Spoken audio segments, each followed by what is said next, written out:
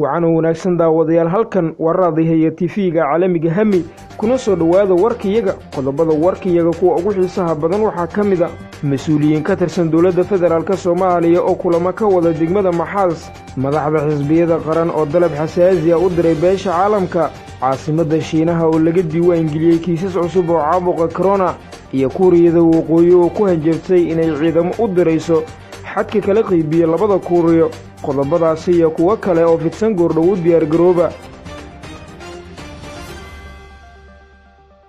marka la isku soo noqod wacan maalinimadu waa Talaado taariikhdu ku beegan tahay 16 bisha 6 sanadka 2020 kuna soo dhawaada qodobadii warka oo fidsan oo idin si ambaqaad anigoo Ibrahim Jamuni aynu ku bilownay mas'uuliyiin ka tirsan dawladda federaalka Soomaaliya oo kulamo ka wada degmada Maxaas mas'uuliyiin ka tirsan dawladda federaalka Soomaaliya ayaa waxa ay kulamo ka wadaan degmada Maxaas ee gobolka Hiiraan kadib markii halkaasi ay gaareen saraakiil ka tirsan ciidamada xoogga dalka Soomaaliya nabad sugidda booliska iyo qaybaha ka howlgala deegaanada Galmudug iyo Hirshabeelle saraakiil sarsare oo ka tirsan maxkamadda ciidamada qalabka sida taliyaha qaybta 12aad iyo taliyaha qaybta 17aad ee militariga Soomaaliya iyo taliyaha guutada 15aad ee qaybta 12aad sareeyo guuto Mas'uud Maxamed Warsame ayaa waxa ay kulamo ka wadaan degmada Maxaas ee gobolka Hiiraan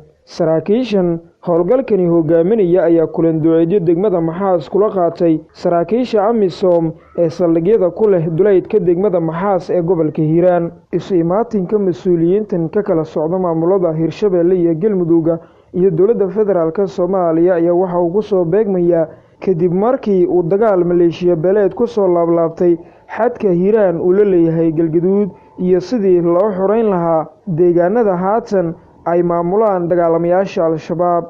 dhinaca kale madaxda xisbiyada qaran oo dalab xasaasi ah u gudbiyay beesha caalamka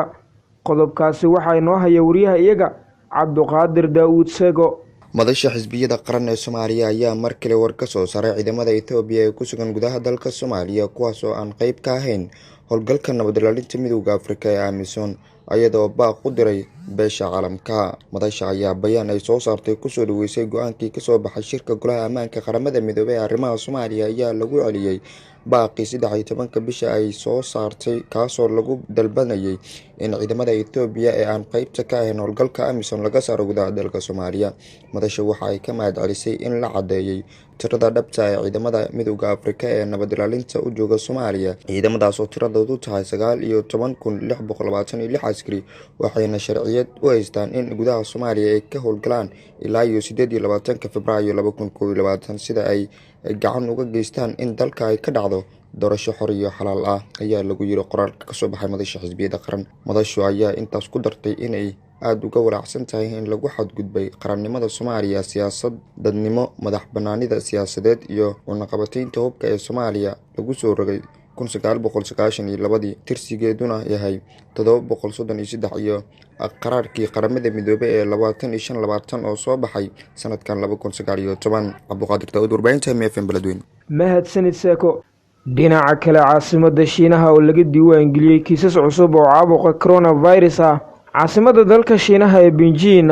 ayaa xayiraad ku soo rogtay xaafado kamid ah waxaana korortay baaritaanada dadweynaha kadib markii kiisas badani oo fayraska corona ah laga arkay magaalada hay'adda caafimaadka adduunka magaceedu loo soo gaabiyo WHO ayaa sheegtay in ka badan 100 kiis oo cusub laga diiwaan geliyay caasimadda dalka Shiinaha ee Beijing muddo ka badan 7 isbuuc ayaa Beijing waxaa fayraska corona laga helay oo kaliya dadka dibadda kaga soo laabtay inkastoo aan la ogeyn halka uu ku joogsan doono cudurkan safmarka ee coronavirus oo dunida farabaani ku haya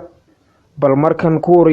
Kuuriyada Waqooyi oo u hanjabtay inay ciidamo u dirayso xadka kala qaybiya labada Kuuriyo ciidamada Kuuriyada Waqooyi ayaa heegan la geliyay inay u galaan xadka kala qaybiya labada Kuuriyo hanjabaadan ayaa qayb ka ah jawaab ay Pyongyang ka bixinayso dad kaga goostay dhanka koonfurta oo ay sheegeen in halkaasi ay ka soo diyaarinayaan weeraro dacaayada Kim Jong-un oo ah walaasha Kim Jong-un ayaa sheegtay in ay amartay in ciidamadu ay diyaar garoobaan si ay tallaabo u qaadaan